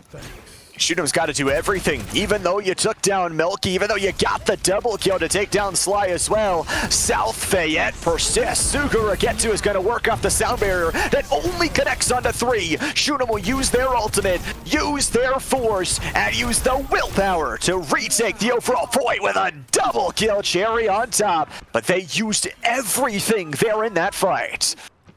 And Manor had to use a lot as well. We see the boop from IJV there, but South Fayette's at 99%. They just have to win 1 more fight. So realistically, allow Milky, Petey both to get those ult charges, pop all 4 at the same time, and see if you can find a big win here. Milky a little bit low on the health, has to be conscious of that. Slamming in, going for the Orisa here, who does have that Terra Surge online. 2 big ultimates here for the Comets. Pushed back from Suguragetu, not really able to play that borderline like they want. Slice taking down Shunem. The headshot might just give them the victory here. Fortify goes out, Terra Surge goes in, but a sound barrier perfectly timed from Chicken will counter it. Milky triples, South Fayette win submap number 1. A big team kill, and South Fayette has some breathing room, maybe a little weight off the shoulders here. They take submap number 1. They've just got to get 1 more map, and they will pull off one of the biggest upsets that we've seen in the history of TEC here, more specifically in the Overwatch division. And the chance to get a berth into the grand finals. The team that has built an amazing season now just needs 1 more submap to do it. But can the defending champions say anything about it? Very similar scores back in map number 1. 39-100 on submap number 1. 44-100 here in our submap number 1. The Comets, what are they gonna bring? Gonna have to bring it all at this point. They can't afford to drop any more maps. We talked about that do or die, that win or go home. South Fayette, can they knock off the former back-to-back champions who are hoping for a 3rd one? South Fayette has been this team that just came in the spring. They didn't even have a team in fall, and the fact that they're here already speaks volumes for itself. They want a championship spot, and they've got to fight for it right now. For the Comets, they're going to bring a Lucio composition and a teleportation. Big Jiffer's going to swap back.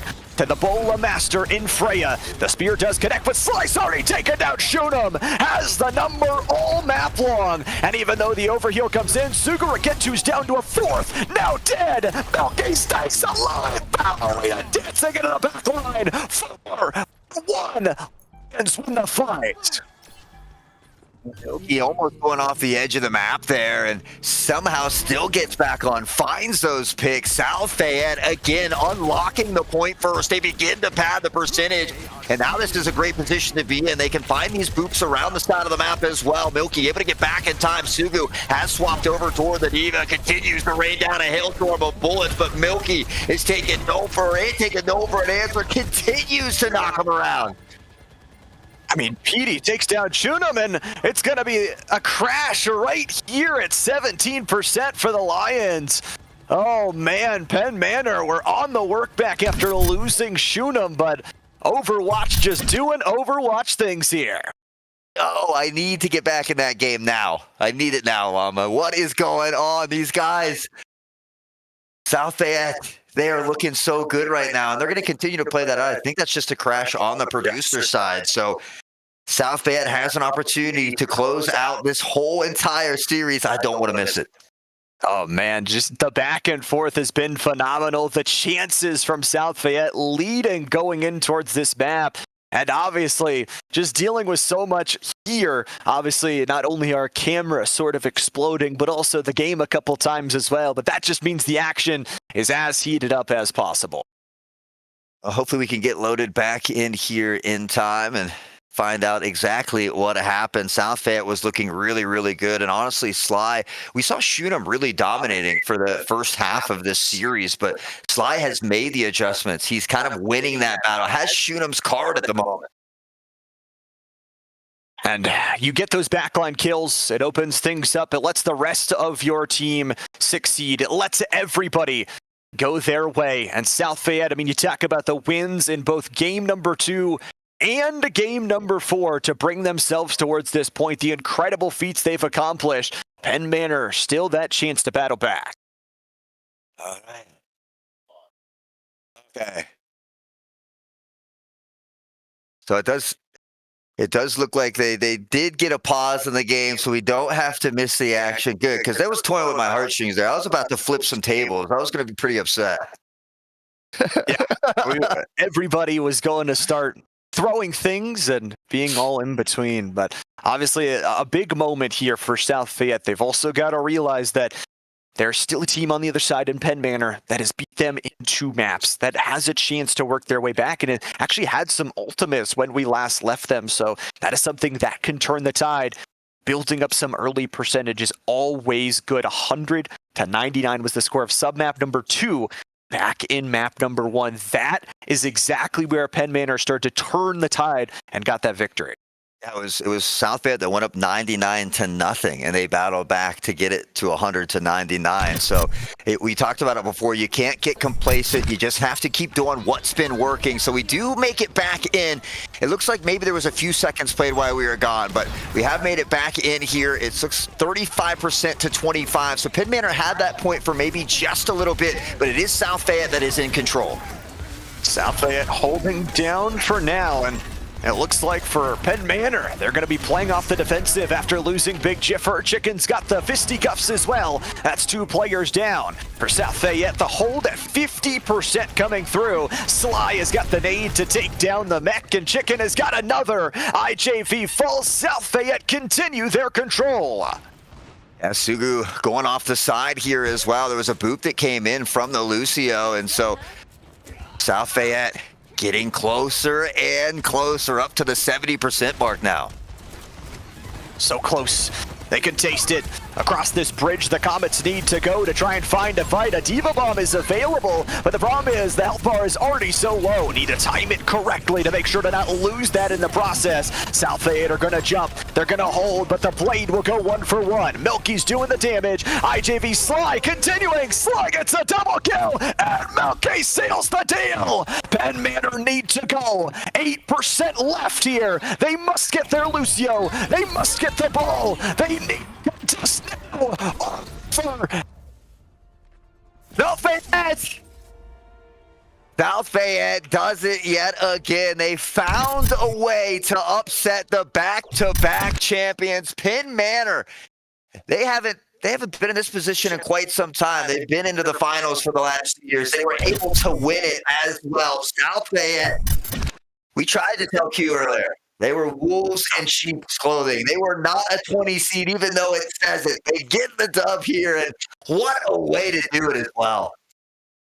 The 2-0 victory is how it falls on Lijiang Tower. The 3-2 W overall for South Fayette as they move into a championship position. For Penn Manor, I mean, heck of a season. This crew, back-to-back defending champions. They had a chance to make it all the way to the semifinals, and a great crew that is going to bounce back for next year. But today is all Lions as they pick up the victory. That's right.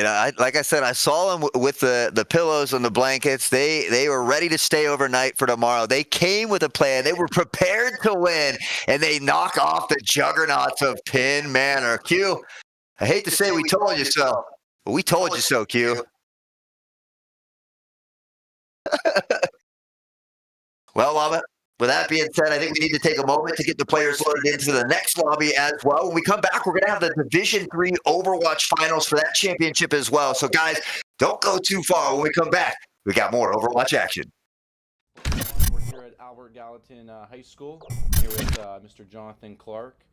Jonathan, appreciate you, first of all, starting the esports program. We'll get down in a second, but let's talk about who you are, how you got started here. Let's hear your story first. Yeah, so like you said, I'm a relatively new teacher here at Albert Gallatin High School. I got started here full-time last year, Oh, wow. and yeah, so they threw me right into the fryer when it comes to the new esports program. And we did a trial run last year. We're getting ready to join you, but now we're ready to commit full-time. But so far, it's been a really big improvement for the school, getting some kids who normally aren't the kids you would see in a sports program involved. Principals love that. Right. Community loves that.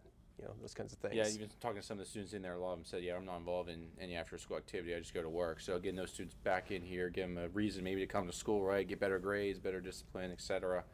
It's good to see here from you guys. And then obviously the equipment there, we got you guys set up here. I think that makes a little bit of a difference for the kids to say, okay, we are a serious esports team now. As well. So talk about, okay, this is maybe your domain. Is this your domain here in the library? This is my cave. Okay, this is his if you domain. want to take a look around, but you know, we were talking a little bit about the Unreal Engine, what you got going there. So maybe talk about what you're doing from a class perspective or curriculum perspective. You're looking to integrate maybe some of that esports little flavor and flair. Talk about what you're doing with that Unreal Engine. Yeah, so we're playing around with some new curriculum ideas involving Unreal because it's free to use to a certain extent, and a lot of kids have expressed interest in graphic design over the years, and traditionally high schools have not really been the place where you learn that. Right. Most kids aren't going to touch Blender or Unreal Engine until they get to college. So for me, we've paired up with another project called the Perennial Project, which is run by a man named Joe Baranovich, and his community support thing, we go out to historical buildings. We take a LiDAR scanner, scan the whole thing, and then we're going to dump that into Unreal Engine, which is pretty cool. Kids like that, and we'll end up rebuilding it in Unreal Engine as like a playable level, even VR. A lot of the tools that are available for free to use, it continues to blow my mind. So the Unreal Engine, for anyone that's maybe not familiar with it, a little bit of game development, coding, you said the graphic design, there's a lot of different... Even the coding aspect isn't that bad. A lot of it is built with this proprietary blueprint setup. It's a lot like the codes, the block code Templates, that the kids would use on more simple programs that work on a web browser. So you'd be surprised. It's a little hard at first, but once they get the hang of it, they get used to it. It's not that bad. Awesome. Well, you see some of the magic he's creating here from a curriculum perspective, excuse me. Well, let's talk about why esports. Why are you interested maybe in taking on that esports team and being the coach and the manager of the team? Why? Well, as you can see, I'm not built like a football player. I do like hockey, but I wasn't good enough to make the team. And I think that's probably the case for a lot of these kids.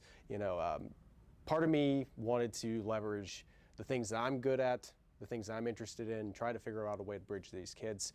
And for me, video games, emulation, playing around with games, even if I'm not familiar with the ones they play nowadays, Fortnite, I'm not going to do it. for me, that's one way to build that bridge, and it gets more people that, again, traditionally wouldn't be involved in a program like this. And that's one of the biggest hurdles here. Now we're setting up a couple of schools here across the state of Pennsylvania. Is a lot of the teachers say, "Well, I'm not familiar with Rocket League or Valorant or Overwatch." Don't have to be. Right? Don't have to be. We try to make it as seamless as possible. We're here to help them do the tryouts, get their students on the platform, try to make this as an easy transition. So we basically throw him the keys, right? And his team, his students are off and running, competing, practicing, right? They already talked about a schedule similar to a traditional sport. So these students are understanding, okay, communication, number one, being here on time, showing up for practice, right? Those crucial skills that traditional sports give. And here's the other thing too, with the beauty of it and the nature of the games, they can still play remote in some cases. So even if, you know, Jimmy's stuck at home during a blizzard, we actually did that. I would go home, pull up my own laptop, and I would be coordinating a game through Discord for our season last year. And that was fun. Right, and the other thing is no travel, right? So you don't have to go to other schools and go to their gym. And costs are low. Exactly. It's a turnkey program. This is a really cool setup and thing that guys been doing. Yeah, so he said it best right there. So it's turnkey. Turnkey equipment, the jersey. I know they're gonna be excited when those come in here. I think that makes everything official, right? When the kids are walking around school. Fresh threads. Right. Yeah. Fresh threads, exactly. That's when the reality sets in, and you know that you're officially part of a team. Right, You know? and you're rocking your name on the back. For some of these kids, again, could you imagine not being on a traditional sport, never getting this really opportunity of what it feels like, right? To wear a number, your favorite number on the back, your name, right, representing your family. These kids are getting their first opportunity potentially of their whole entire life, right? I mean, to do this, right, and have their name called, because we do broadcasted games with casters, if you're familiar with some of our stuff that we're doing. So I'm really excited to get these kids out there, and hopefully they watch some of them. Hey, yo, what it do? It's your boy Q, and we're back here at the Mount. We just had a banger of a series for our D1 Overwatch semifinals where we saw South Fayette able to take down the two-time defending champions, Penn Manor. We got Chicken here. Chicken, how you feeling? Feeling amazing. It was loud down there. I got to pop in a couple of times. You've been off of the energy. I'm kind of curious, for a team that does live off of the energy like that, what does it take when maybe things don't go your way to make sure you're still able to keep things reined in and keep looking forward? I mean, we've played a lot together. We've worked hard together. There's a lot of games on that map on Havana where we had the 5-minute hold. We've done that before in comp because we've all played together all the time. So we've kept that in our head. We've done it before. We can do it again, and we did it. So semifinals now done. I was telling a lot of people in the background while we were watching the matchup because it felt like this was the matchup to watch. I don't want to say that was the toughest match of the day or the weekend of the year and a half, but taking down the two-time champ has to have you feeling confident looking at tomorrow. That's us feeling so confident. We feel great. So I'm kind of curious. We know we've had the squad down there. I know you'll have put together a really strong season. If we look forward to next season, of course, we don't want to overlook the championship, but how many players from this roster will be back next year? Yeah, our whole team's going to vanish. We got 4 seniors, and our sophomore won't be playing next year. So it's one time for the one time here tomorrow. I love it. I love it. Well, I'm just kind of curious, for any of your the parents or supporters at home, do you have any final words before we let you get out here? Yeah, can I do some shout outs? Yep. Shout out to all of our parents, whole team standing right here. Shout out to the team. Shout out to the team. And shout out to all of our coaches. Shout out to Skull. Shout out Darian Zill, big supporter throughout the season. We shouted him out in the last win, but shout out again. Well, there you go. Able to upset the two-time champions, looking to try and get their own championship tomorrow. That's Chicken. We'll be back with our D3 championship, however. More Overwatch action here after a quick break.